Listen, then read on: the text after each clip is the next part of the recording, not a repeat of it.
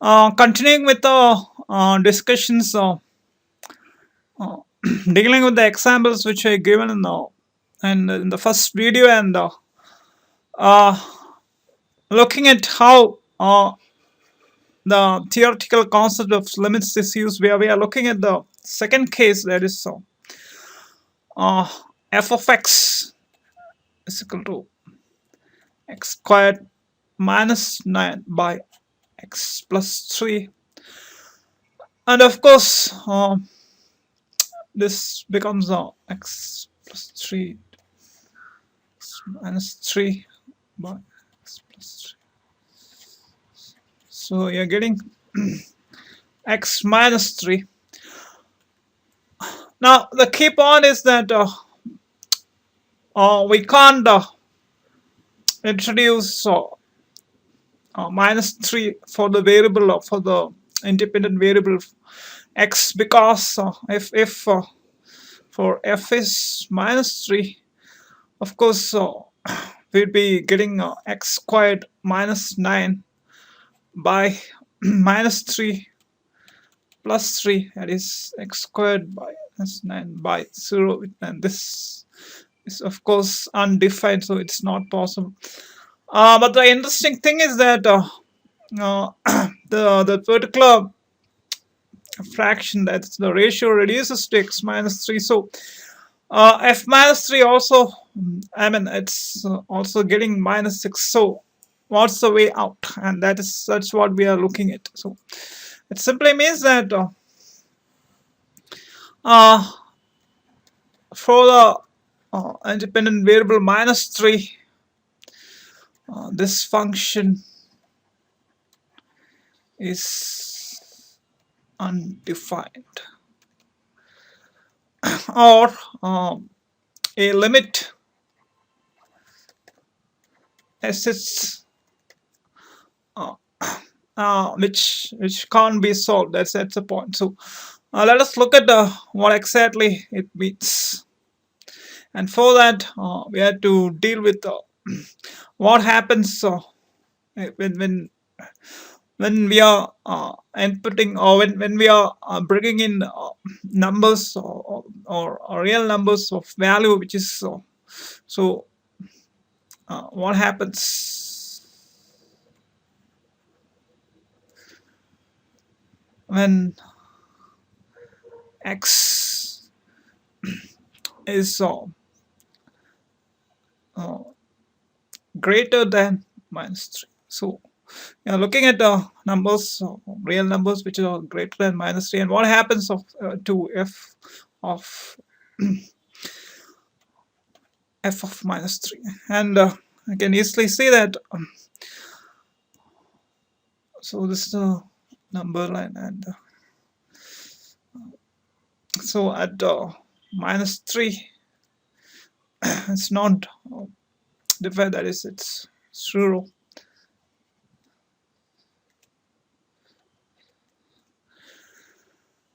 So x is greater than minus 3, and because we are dealing with the negative numbers, it simply means that we have to look at the, it's not the left hand side, but it's the right hand side. So so what if it's around 50? So we are looking at the point which is very very close to minus 3. That's a key point. And suppose it's minus 2.9. So you'll be of course getting minus 2.9 plus minus 3, that is minus 5.9.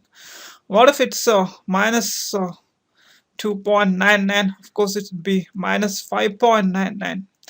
It goes on like that. And what if we are dealing with minus 2.9999 like that, and of course you'll be getting minus 5.999, so something like that. And of course I can't write minus 3, because if I write minus 3, then it's not defined. So that is the case when we are dealing with the real numbers, which is greater than minus 3. Now, what about real numbers which is less than minus 3? So, looking at the cases where x is less than minus 3. Here again, it's quite a similar case. That is, what if we are dealing with suppose once again we are looking at this particular area. It's the area which is very near to the 0. That is. So what if minus 3.1? Of course, you'll be getting minus 6.1. That's an interesting point. And so what if minus 3.001? You'll be getting minus 6.001. Once again, I can't write minus 3 because it's 0. But so it simply means that so as far as this particular case is concerned, this is the left hand side, and of course this is the right hand side. So you can see that as we approach the left hand side and reaches 0, and you're getting values which is very close to minus 6, and as you input values on the right hand side and of course reach 0, once again you are getting values which are again close to minus 6. So let me make it once more clear. So it simply means that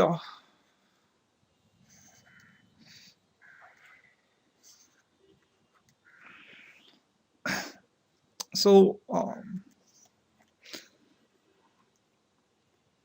here we are dealing with the,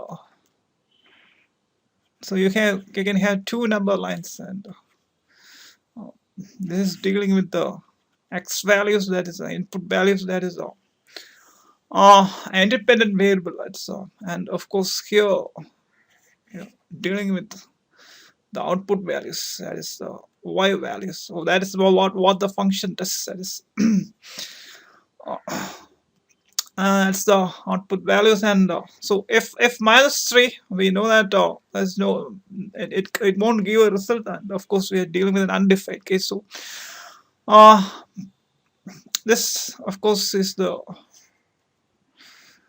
left hand side, and this of course is the right hand side. And so minus 3 also, if you look at this particular region, that is if you are looking at the region which is we are as far as limits are concerned, we are interested only in the region which is very close to the undefined portion. So we are interested in this particular region and at this particular region. So here of course, so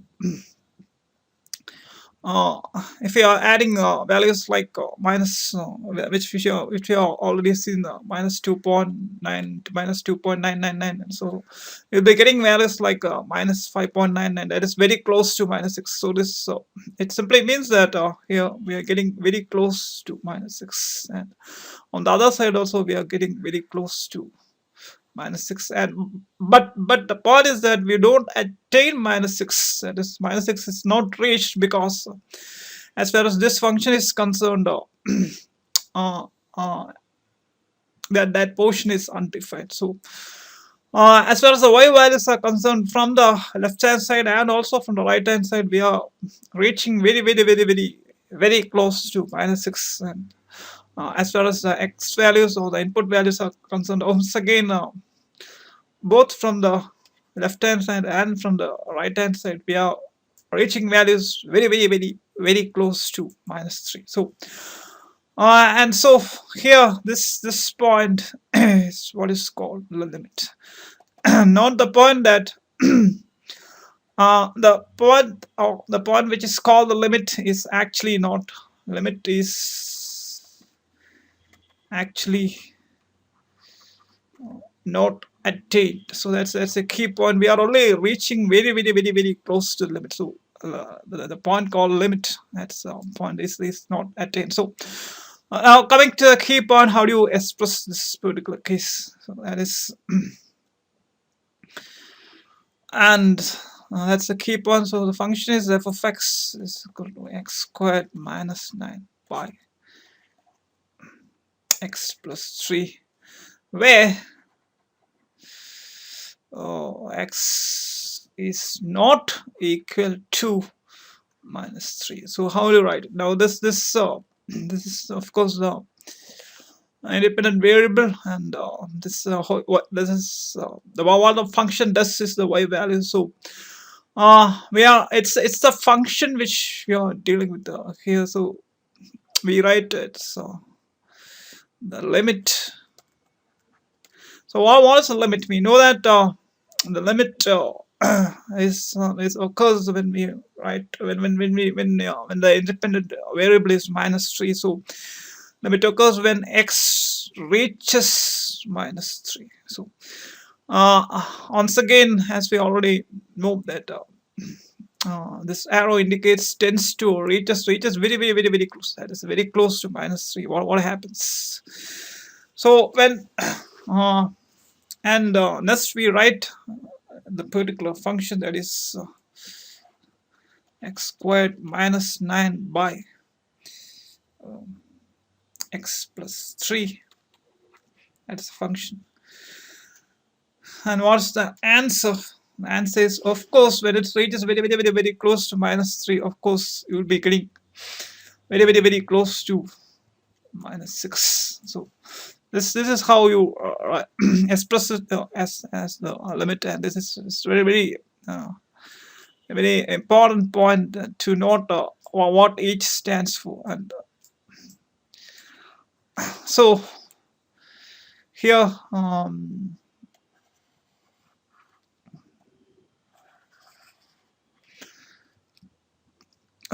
looking at what each portion is dealing with is very important, and that's what we are looking at. And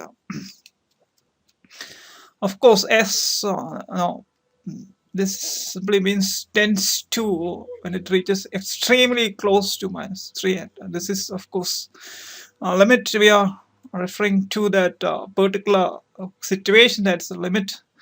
This is of course what the function does.